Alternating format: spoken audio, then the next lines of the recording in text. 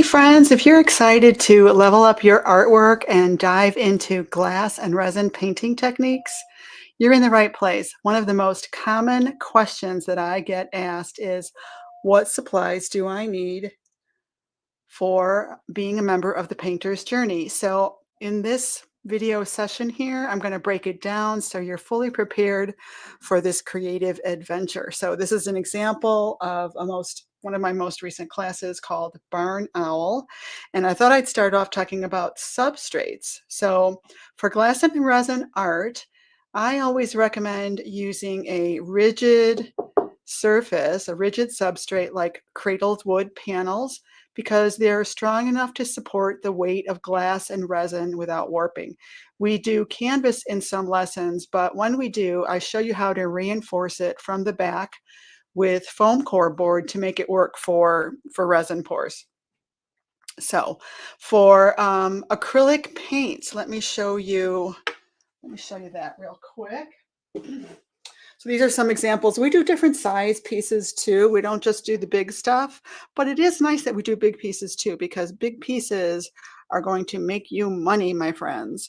So, sometimes we do 8x8s, 11x14. We've even gone up to the really big, scary sizes like 24x48. Okay, so for paints, when it comes to acrylic paints, I recommend professional grade for best results. The color is incredible. I work almost exclusively with gold and fluid acrylics because of their vibrant color. Are these all fitting in here? They're so vibrant and they really flow so smoothly. And the pigment load is incredible. These are the best of the best, if you ask me. So this is our standard palette of colors. We've got Hansa Yellow Opaque, Pyrrole Red Light, Quinacridone Magenta, Permanent Violet Dark, Ultramarine Blue, Phthalo Blue Green shade, Phthalo Green Blue shade, Burnt Umber Light. I use Golden's gesso for my white, and I also do use Carbon Black. And occasionally I have a penchant for Payne's Gray, and I love teal. Who doesn't love teal, right? I love teal, and Titan Buff is so fabulous to mix in with a lot of colors to get those soft, subtle, oh, beautiful, subtle colors. I also use to seal my substrates because it's important that you seal your substrate so that you don't get the resin, because we add glass and resin to a lot of our pieces. And I typically seal my substrates with GAC 100. I don't have that sitting here. And I love Golden's matte. Let me grab it. I love Golden's matte medium. So, oh, looky here. I just bought a big, luscious jar of it. And we use this for paper collage work. And also, I recently taught how to use AI and how to get prints and how to mount them onto substrates for those quick sale items so that you can make money in your art business.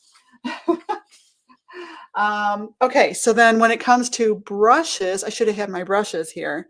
Let me just grab a handful of my brushes and we'll talk about those.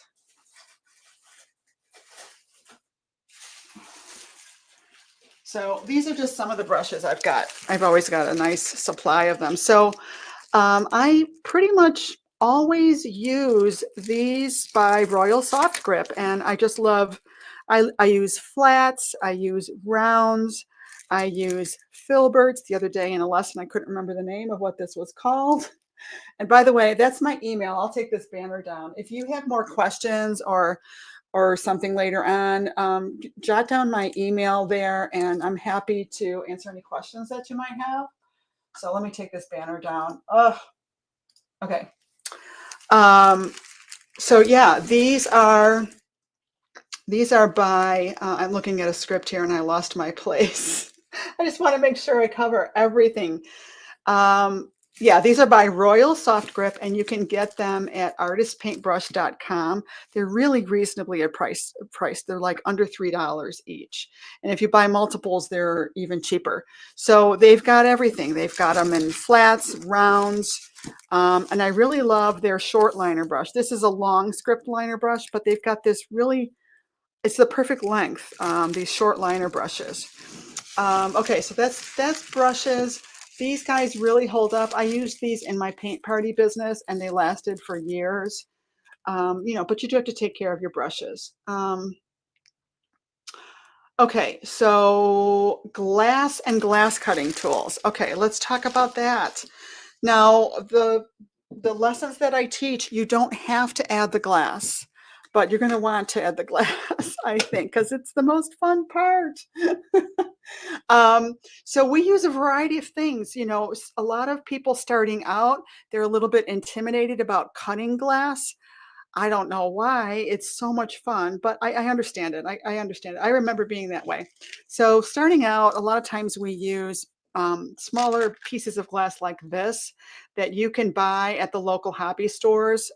It's typically called crushed glass or vase filler, and we also even use a lot of fire glass.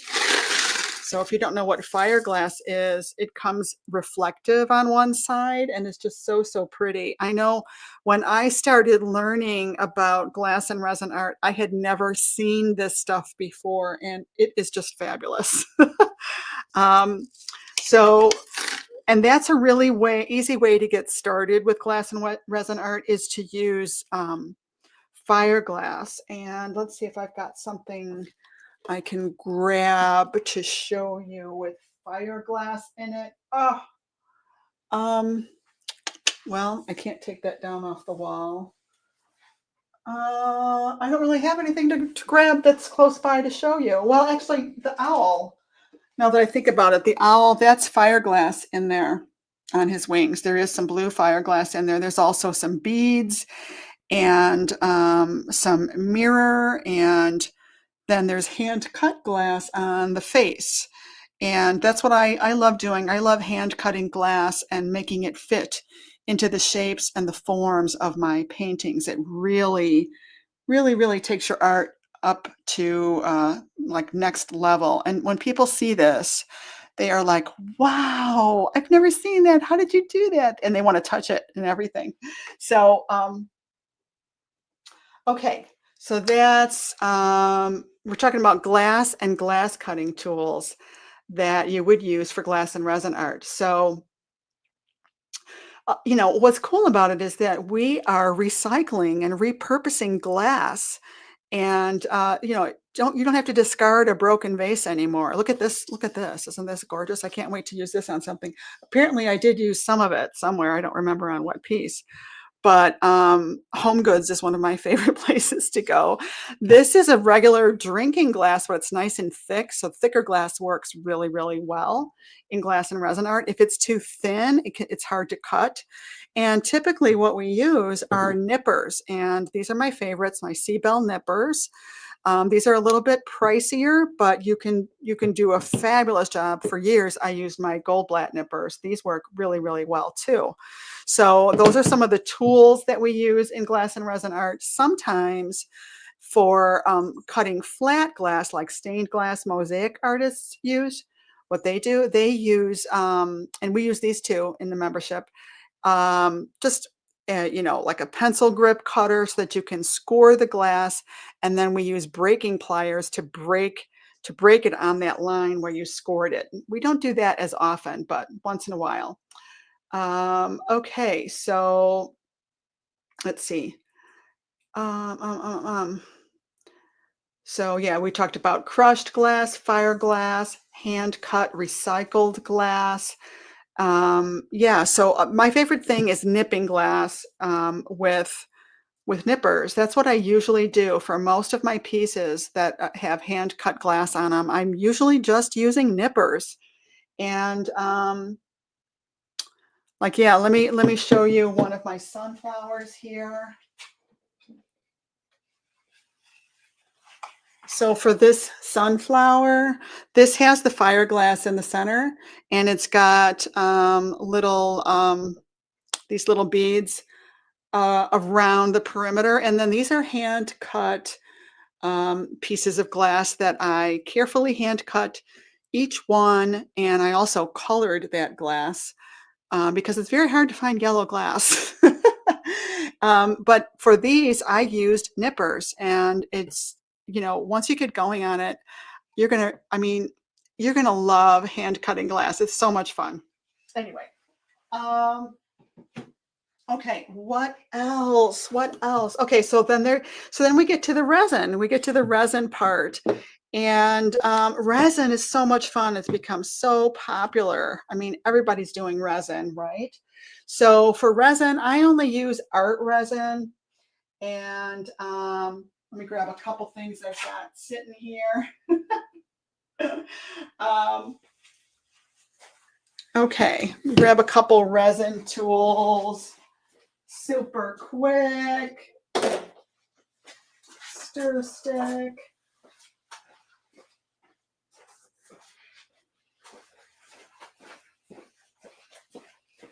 So when it comes to resin, I only use art resin. So that's the brand that I prefer.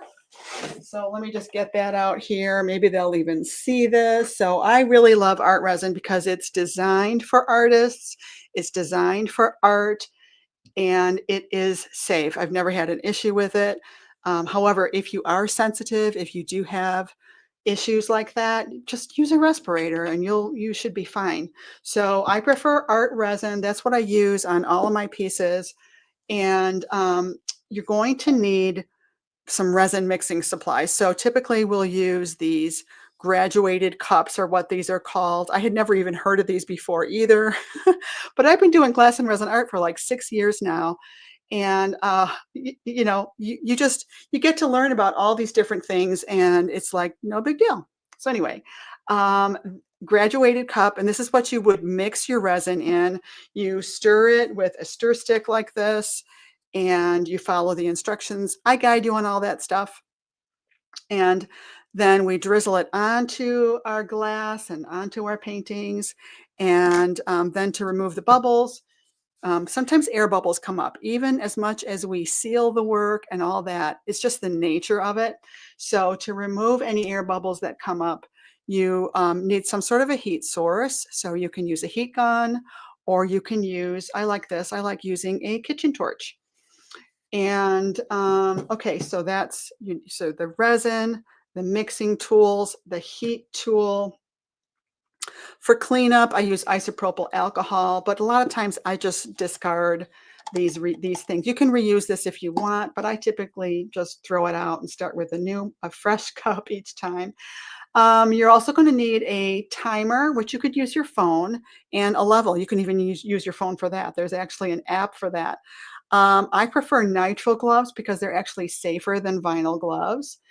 So that's all the resin stuff. That's pretty much everything. There might be some incidentals here and there, but that's pretty much everything that you would need. That's pretty much all the supplies. So sometimes there are extras. All my classes are different. For instance, sometimes we use laser wood cutouts. So let me grab one of those. So here's an example of one of my classes where I designed a wood cutout, and I have partnered with Not Just Frames, and they supply these. They have my files, and they can laser these out for you and ship them out to you. So yeah, like I say, so sometimes there's wood cutouts. Sometimes we might be using, like modeling paste, or stencils, or different things like that. Um, of course, sometimes we use beads and shells and pressed flowers. I even used pressed flowers recently for this floral that we did. So here's an example. Here's this my very most recent class, and you can kind of see, some hand cut glass in here, and you can see some pressed flowers. Isn't that cool? And then I've got another one I can show you with shells. This one's got different kinds of shells that I bought from this fabulous Etsy shop. So these shells and all of these, you know, and there's also a secret ingredient underneath the glass, which I'm not going to tell you what it is. So, you know, sometimes there's different things that we use. Every lesson is unique. And that's the magic of this journey, whether you're an acrylic painter looking to add sparkle, texture, and depth, or you're a glass and resin art lover and you're ready to explore some new techniques. The painter's journey is full of creativity and discovery. So if you're asking, what supplies do I need for resin and glass art? How do I mix glass into an acrylic painting? What's the best paint for resin art? This video here, we've talked about all of it. We've got you covered and we do every class step by step. So that's it, my friends. Let me know in the comments if you have any questions or if you want links to any specific tools or supplies, because I can't wait to create with you.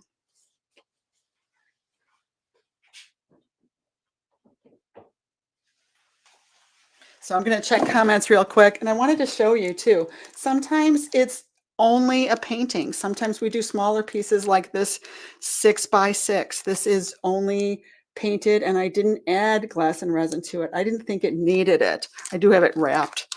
And so yeah, it's just, there's a whole variety of different things that you could be doing to take your art to the next level. So let's see if we got any comments here anywhere.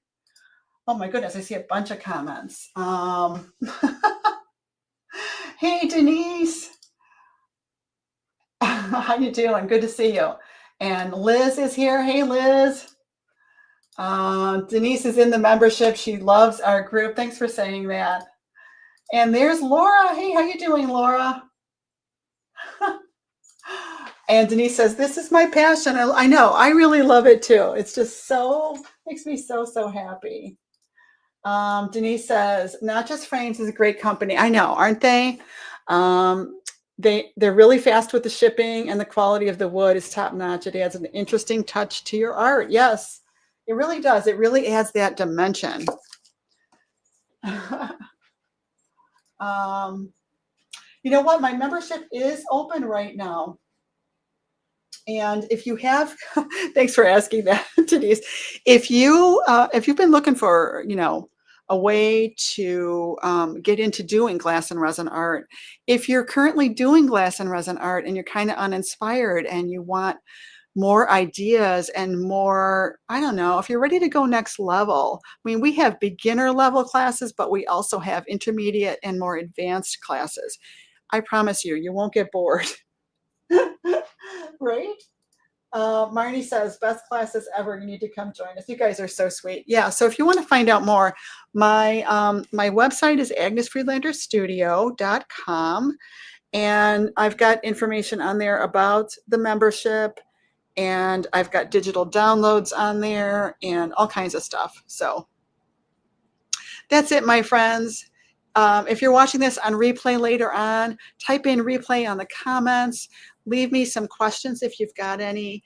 And hopefully I covered all of the supplies that you might need for becoming a acrylic painter and glass and resin artist, or for joining the Painter's Journey membership. That's it, my friends. Good night. Have a great night. See you in class.